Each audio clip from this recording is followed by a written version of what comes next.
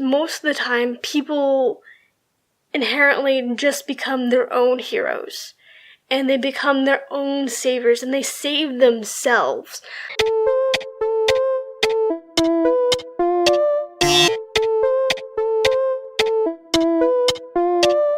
Hey guys, it's Kitten, and I just wanted to talk about this for a second. Probably not going to be a second for this video, but I wanted to talk about it. Also, apologies if my shiny face offends you, because oil. This video is a little more serious, only because it's kind of currently affecting me right now. I just wanted to talk it out because that's what I do. I really like talking out my feelings. Maybe I talk out feelings I shouldn't talk out in the YouTube media, but it's how I like to deal with my emotions. One of the things that I have always struggled with personally is, I know this sounds bad, but I have this thing where I'm drawn to damaged people, and my thoughts on why is because I like to, yes, help people, but for some reason when I come across someone who's in pain or damaged, is that I somehow have the magical ability of fixing them or changing them, when in reality I hate that about myself, because no matter how much I fucking try or how much I put time into a person, it doesn't matter. Honestly, at the end result, my help does not matter unless that other person is willing to take that help that I am offering. And a lot of the time, people don't want it because, one, they're afraid of change, two, they don't want to burden people with their issues. And me more than anyone, I should understand that. But I have this mentality where I push sometimes too hard, and I try to help too much, and I end up hurting people in the process. And that's always been a problem of mine. In the last several months, I have started to realize that's not the best thing to do. This particular quote that I had read in a book, an erotica of all things, but I read this particular quote that kind of struck a chord with me in particular, that really says a lot about emotions and dealing with people who have an excess of emotion or an excess of non-emotion. I don't have a quote on hand right now, but it was pretty much the build-up, what was happening in the scene, is that this girl was really distraught, really upset, was crying, blah blah blah. But the guy of the story that was with her, he was the one saying the dialogue or the quote. And he pretty much said, a lot of guys, when they're with women, they want to be the hero. They want to fix the problem. They want to be the hero. But he pretty much said, a lot of the time, the hero is not what is needed.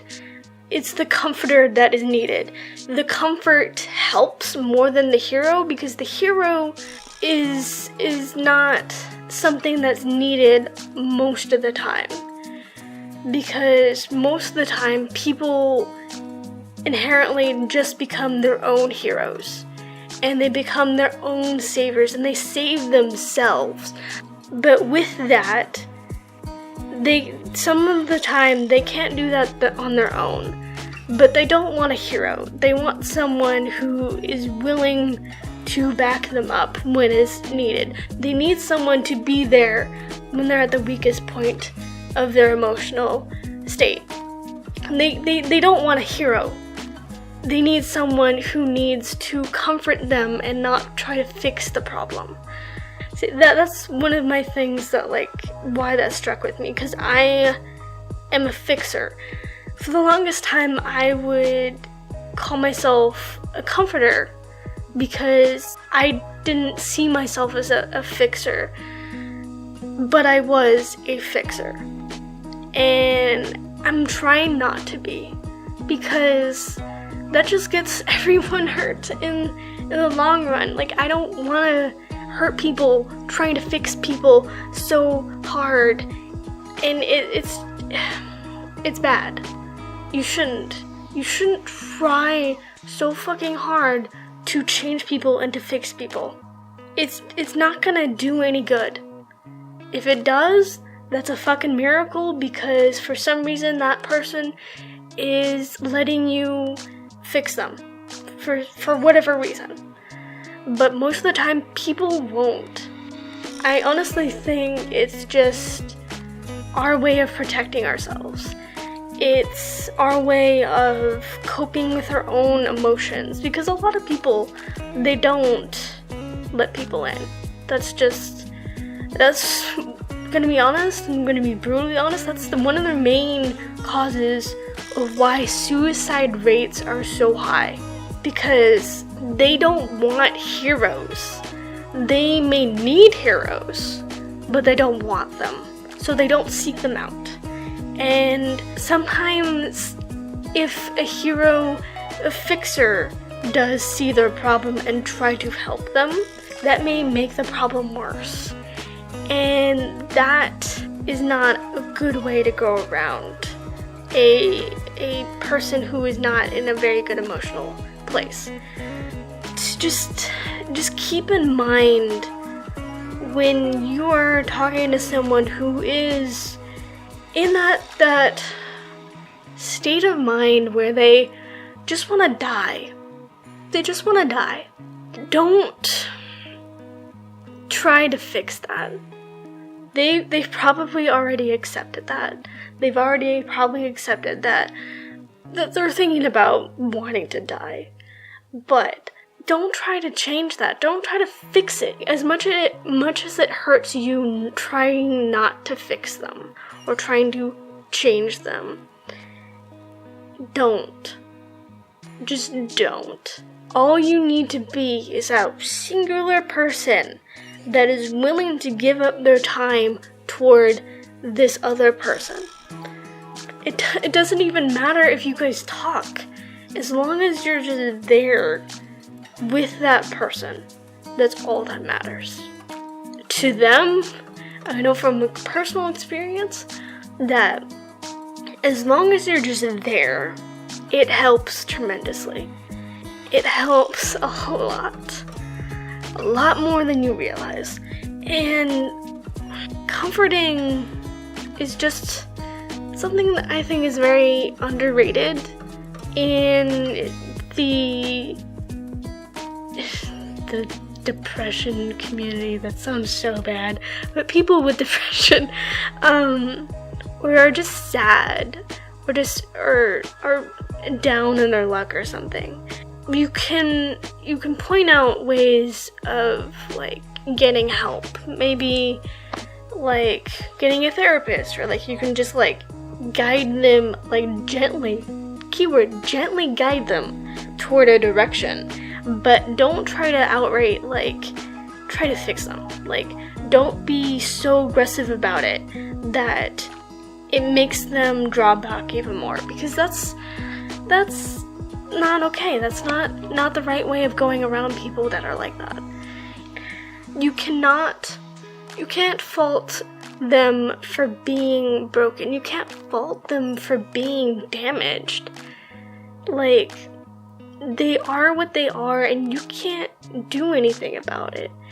All you can do is comfort them. You can't fix them, you can't change them, you can't force that change on them. All you can do is stand there and say you love them and hope for the fucking best. I know that's harsh, but trust me, it's for the best. And I know from experience, from the other side of that, who's the person who is giving the love, and for that person to draw away from you, and you two separate.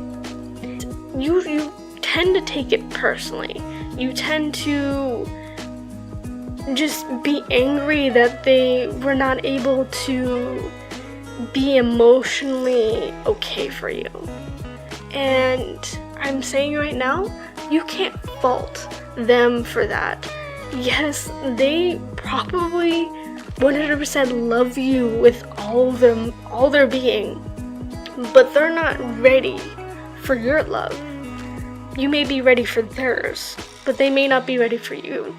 And that's one of the things that like people need to realize. It's just it's hard.